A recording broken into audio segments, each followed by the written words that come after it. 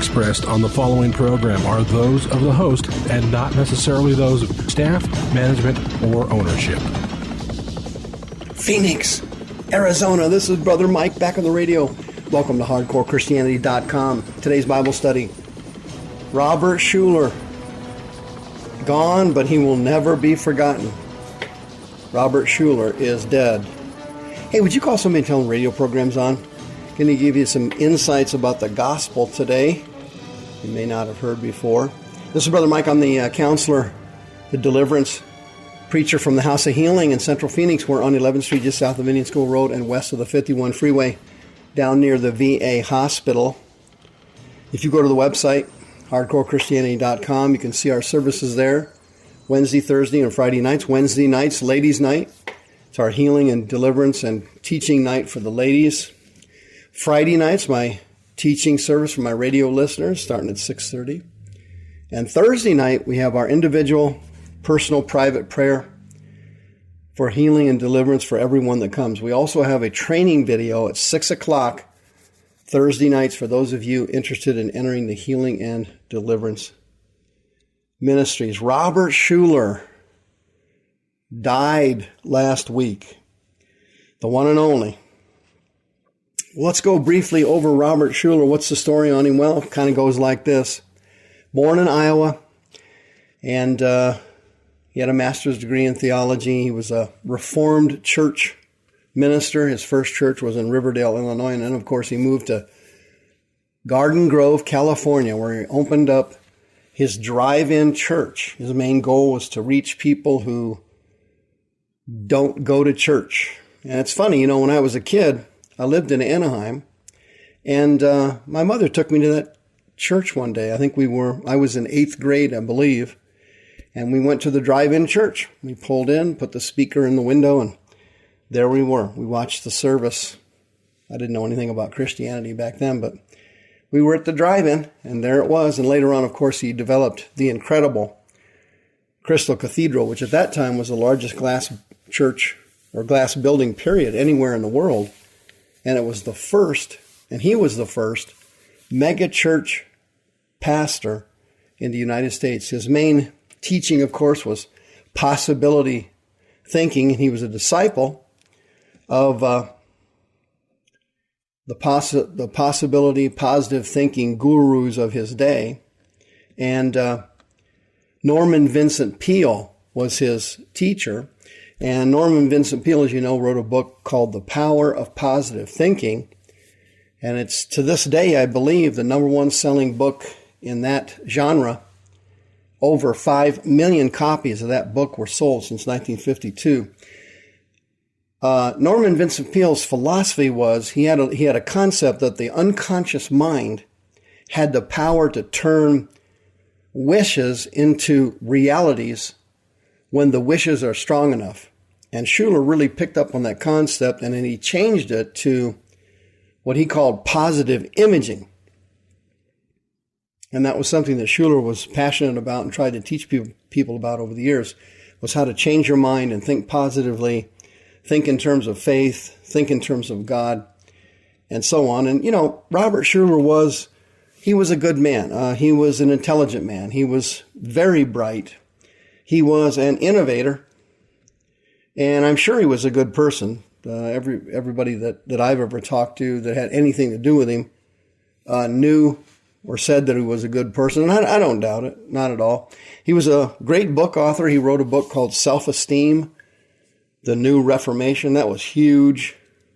And he was a proponent of the concept that faith plus focus plus follow-through equals achievement. And his main goal was to kind of build a society where the golden rule was the main theme. And he came up with a lot of great one-liners. One of them was, if you can dream it, you can do it.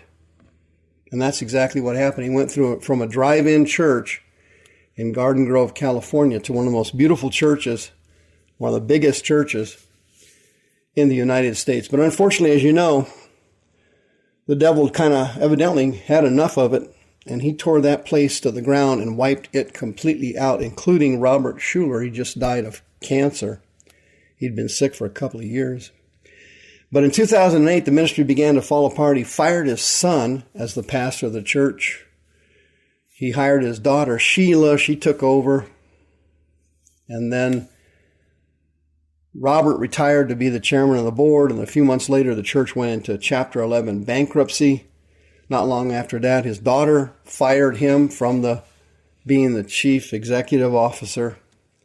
And the bankruptcy papers, as you could imagine, they were ugly. They owed like $50 million to a laundry list of creditors. The church offerings, since the scandal with his son broke out, had dropped from $54 million a year to $22 million. And in terms of 2015 dollars, I guess $54 million doesn't sound that much. Joyce Meyer and Kenneth Copeland and Benny Hinn and some of the other ones, they take in over $100 million a year. But back then, in the 1990s and the early 2000s, $54 million, that was a lot of money. $22 million is a lot of money. If you ask me, talking personal, the House of Healing, man, $22 million is unbelievable.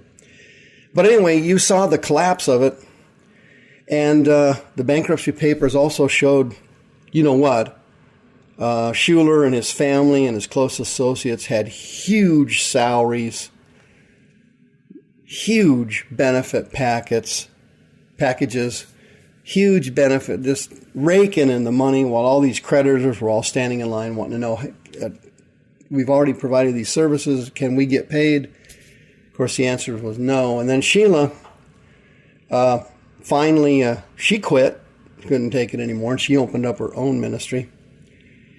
And then just recently, a year or so ago, his wife, Arvella, they were married for 64 years. She died at age 84. And he had, 2 or 3 other daughters. They all went into the ministry. And then the grandson, his name was Bobby, he sold the Crystal Cathedral to the Catholics. It's now the seat of the Roman Catholic Church of Southern California. They took over the Crystal Cathedral. Now, obviously, it's all gone.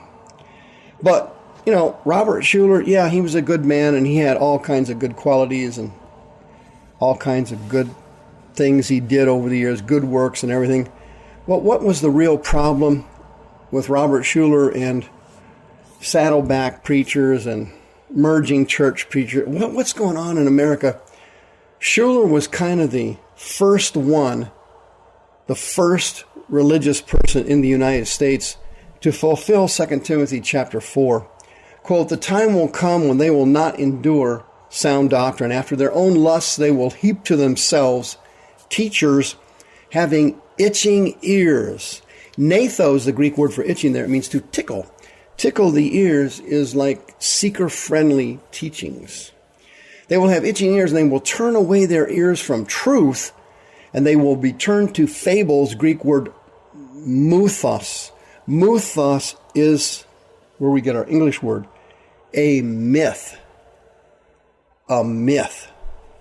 What are some of the myths? Well, if you're in television and you're in marketing and you're a TV preacher and so on, you got to come up with one-liners. Schuller had some of the best you've ever heard. Let me share a couple with you. Problems are not stop signs, they are guidelines, he said. Quote, "Tough times don't last, tough people do." Unquote.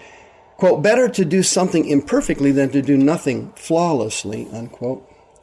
Quote, "Always look at what you have left, never look at what you have lost." Quote, "Spectacular achievement is always preceded by unspectacular preparation." Quote, "Build a dream and the dream will build you."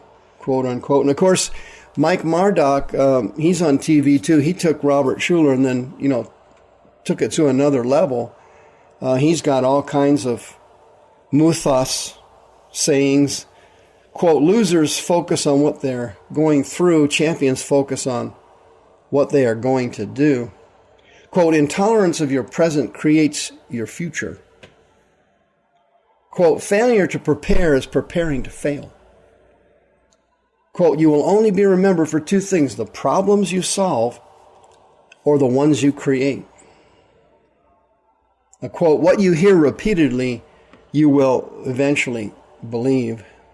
Well, everybody's got a cute saying and something like that to market, but the bottom line is we have now arrived at that moment in our country's history where we will not endure sound doctrine anymore, and with our own lust for money, lust for glory, lust for pride, we will just hire teachers that tickle our ears, and we will turn away from the truth of the gospel. What is the truth of the gospel? It's found in Matthew, Mark, Luke, and John. It's illustrated in the book of Acts. The mega churches have let us down. They've watered down the gospel. It's a seeker-friendly gospel now. And poor Robert Schuller, a good man, a bright man, was one of the major proponents of this decline in our country.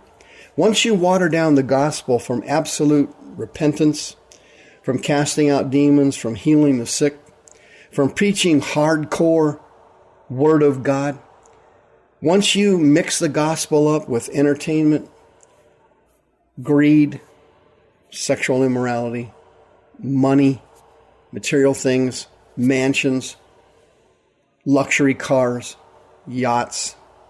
Once you do that, what you do is you leave your country exposed to the devil. And what he does, he'll give you a little slack like he did Robert Schuller, and he'll actually build your church up for you so you're taking in millions. And then when he's done with you, the devil always destroys everybody who serves him. He will always crush anyone who helps him. He hates people who helps him even more than people that don't.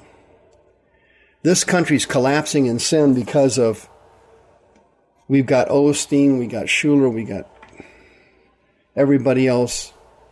Hey, the gospel is something fun. Its gospel is, oh no, there's no demons. No, you can get saved so easy and you can't lose your salvation, so you don't have to worry about sinning or anything. Listen, if you have sunk into this ilk of fables and myths, and you're going to a church that's watering down the gospel, you need to get out of that church right now. You need to come to the house of healing for a temporary period of time and learn spiritual warfare. You need to go back to your church and set up a terrorist cell and start picking off sick people, unsaved people, people that need deliverance from demons. You need to start preaching the hardcore word of the gospel of Christ. You can't water this gospel down anymore, folks. This country's headed right into the tribulation, and we've got to save as many people as we possibly can. Good night, Robert.